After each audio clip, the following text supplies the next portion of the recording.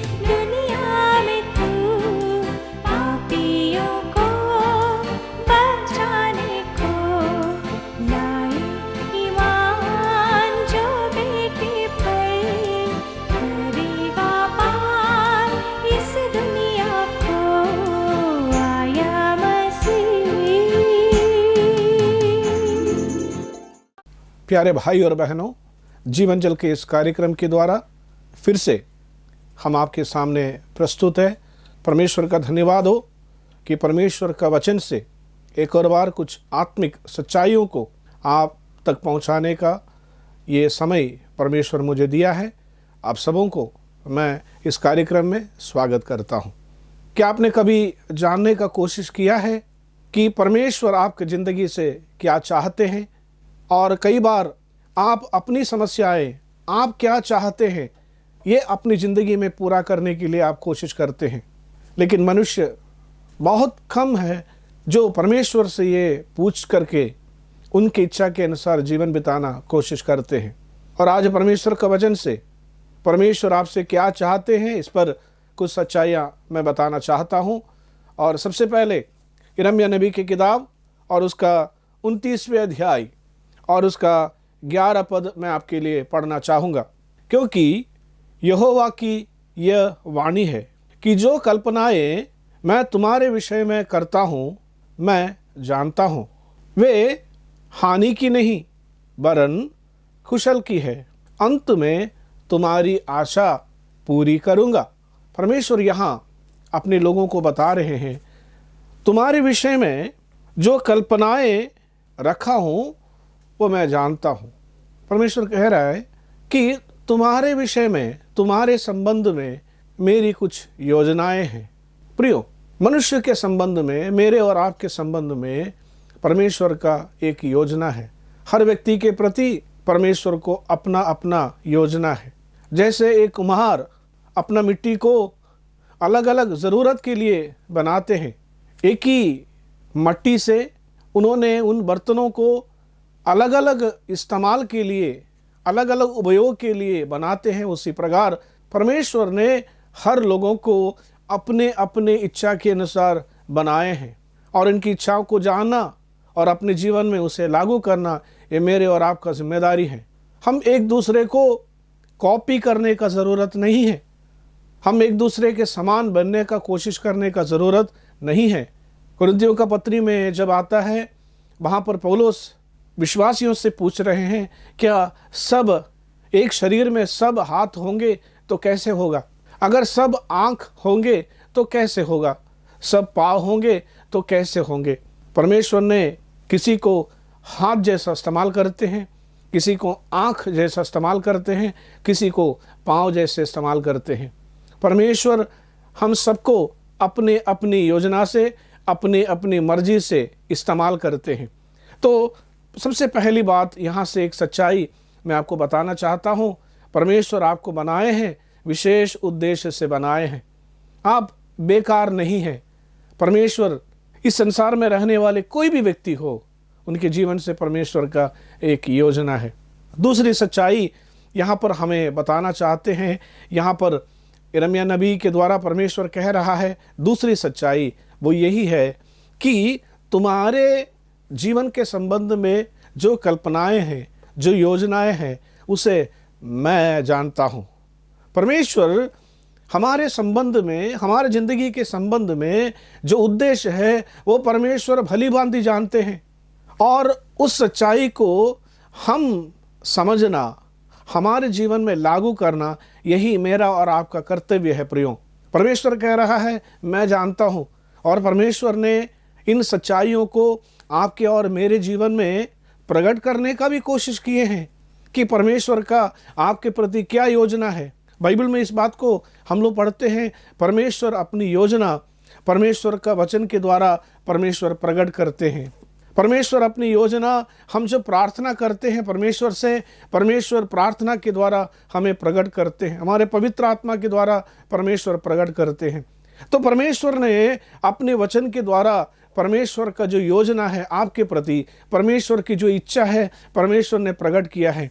और इस वचन को पढ़ें और इस वचन से समझने का कोशिश करें कि परमेश्वर का इच्छा आपके जीवन के प्रति क्या है। हम जानते हैं जब हम दुकान में जाकर कोई सामान खरीदते हैं, चाहे कोई इलेक्ट्रिकल सामान हो या इलेक्ट्रॉनिक सामान हो, हम कोई सामान खरीदते हैं, उसके साथ हमें एक मैनुअल मिलता है। उस मैनुअल में लिखा हुआ है कि इसका निर्माण किस लिए हुआ है और इसे किस प्रकार इस्तेमाल करना चाहिए। उसी प्रकार परमेश्वर ने जब मनुष्य को बनाए और परमेश्वर ने मैनुअल भी परमेश्वर ने उपलब्ध कराया, इसमें लिखा है कि परमेश्वर मुझे और आपको क्यों बनाया, और इस मैनुअल को पढ़ना और इसके अनुसार हमारे जीवन को नियंत्रित करना हमारा जिम्मेदारी है। मैं एक दो पद इस संदर्भ में मैं पढ़कर आपको सुनाना चाहूँगा कि परमेश्वर मेरे और आपकी ज़िंदगी से क्या उम्मीद करते हैं। हम लोग पहला थिस्सलुनीकियों 5 अध्याय 16 और 17 पद, सदा आनंदित रहो, निरंतर प्रार्थना में लगे रहो, हर बात में धन्यवाद करो, क्योंकि तुम्हारे लिए मसीह यीशु में परमेश्वर की यही इच्छा है। परमेश्वर चाहता है, 3 बातें यहाँ पर लिखा हुआ है, बताते हैं कि तुम सदा आनंदित रहो, हमेशा खुश रहना, बेफिक्र रहना परमेश्वर चाहता है। परमेश्वर की इच्छा यही है कि इंसान हमेशा खुश रहे। और दूसरी बात, हमेशा हम प्रार्थना में लगे रहे, परमेश्वर से बात करते हुए हमारी ज़िंदगी हम बिताए। और तीसरी बात हम लोग यहाँ पर पढ़ते हैं कि हम हर बात के लिए परमेश्वर का धन्यवाद दें, परमेश्वर का स्तुति करें, और यही परमेश्वर का इच्छा है। और एक दूसरी इच्छा के बारे में पहला थिस्सलुनीकियों 4 अध्याय और उसका 3 पद, क्योंकि परमेश्वर की इच्छा यह है कि तुम पवित्र बनो, अर्थात व्यभिचार से बचे रहो। यहाँ पर परमेश्वर इंसान के प्रति अपनी इच्छा को बताए हैं। कई प्रकार की इच्छा बाइबल में पढ़ते हैं, लेकिन हम 2-3 इच्छा आपके सामने रखना चाहते हैं।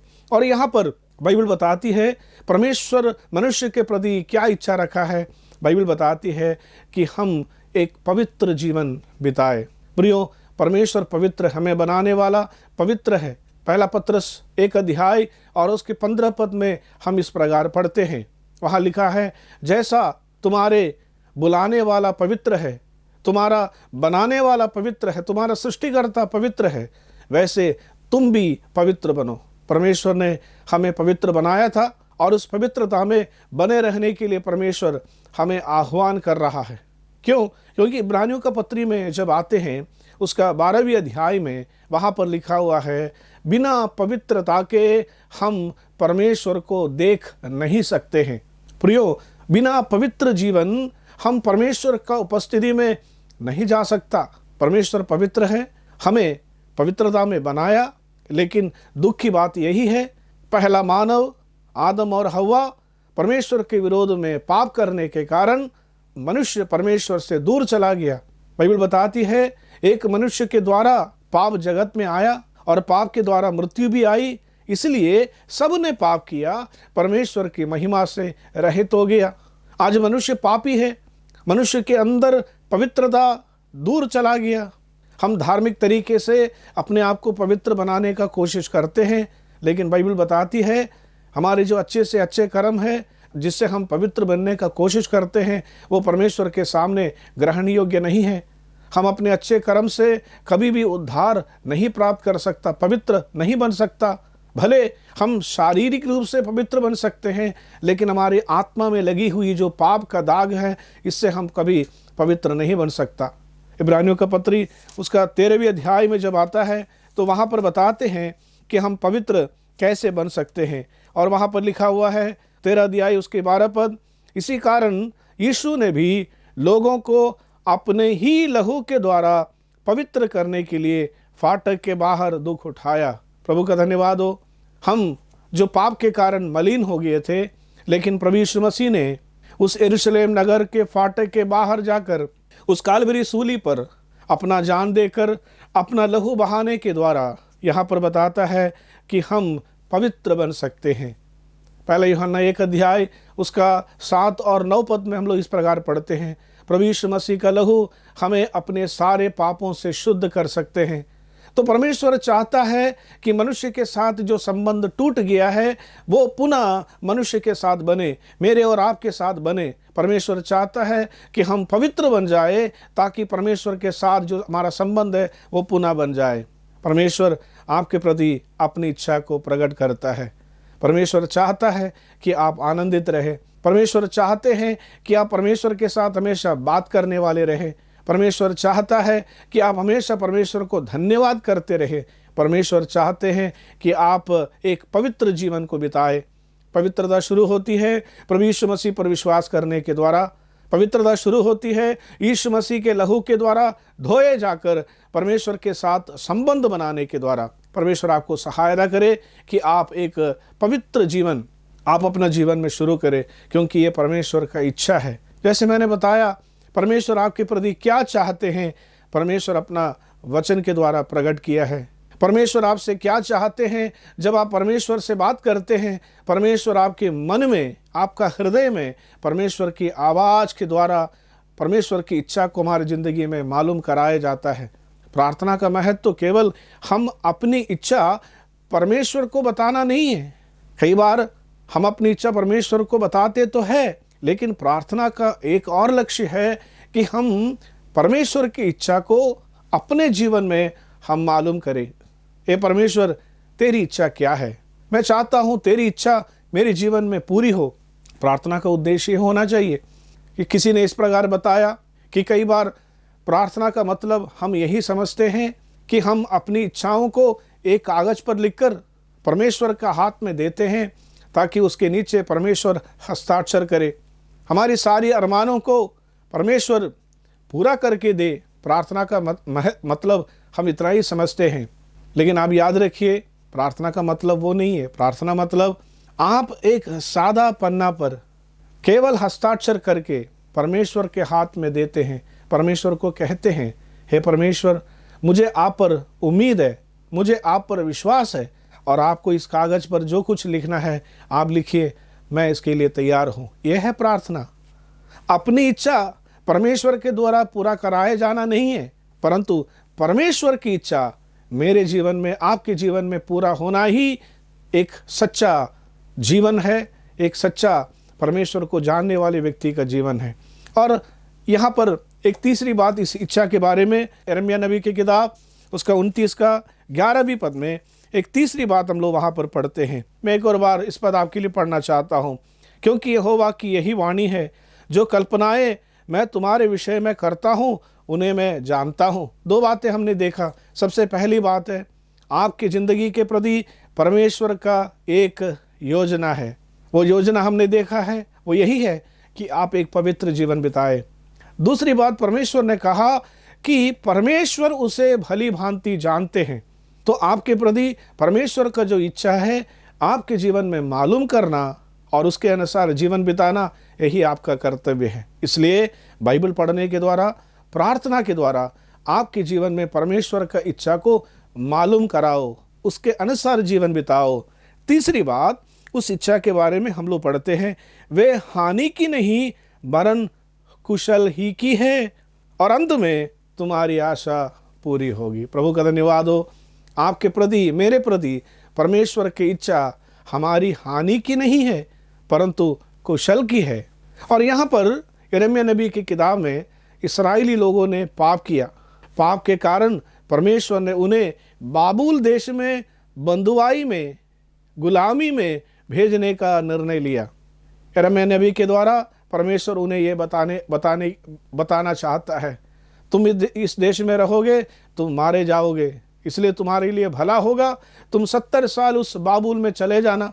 लेकिन यिर्मयाह नबी के द्वारा इस्राएलियों को जब ये बातें बताई गई, इस्राएली बोला ये परमेश्वर की ओर से नहीं हो सकता, क्योंकि परमेश्वर हमें बंधुआई में भेजने वाला नहीं है। हम अब्राहम के संतान हैं, हम कभी गुलाम नहीं रहे हैं। और वे यिर्मयाह को सताने लगा। सच्चाई कहने पर उन्हें गड्ढे में, सूखे वाले गड्ढे में डाल दिए थे ताकि वे मर जाए। इसलिए यिर्मयाह उन्हें बता रहा है, आपके प्रति परमेश्वर का जो योजना है तुम्हारे कुशल के लिए है। भले अभी तुम्हें ये आपका विपरीत है, हमारी हानि के लिए आपको ऐसा लगेगा, लेकिन अंत में कहता है तुम्हारी आशा पूरी होगी। प्रियो, हमारे ज़िंदगी में भी कई बार परमेश्वर की इच्छा कई बार हमारी समझ से परे हो जाते हैं और हमें लगता है ये कैसी प्रभु की इच्छा है। प्रभु यीशु मसीह को आप देखो, गेत्सेमने की बगीचा में जब यीशु मसीह प्रार्थना कर रहे हैं, यीशु मसीह ने कहा यदि हो सके तो ये प्याला हट जाए। लेकिन यीशु मसीह वहाँ पर रुका नहीं है। यीशु मसीह ने कहा फिर भी मेरी इच्छा नहीं, आपकी इच्छा पूरी हो जाए। क्या है प्रियो ये प्याला? पुराने समय में यूनानी लोगों के बीच में मृत्यु का दंड देने का, मृत्यु का सजा देने का एक तरीका होता था।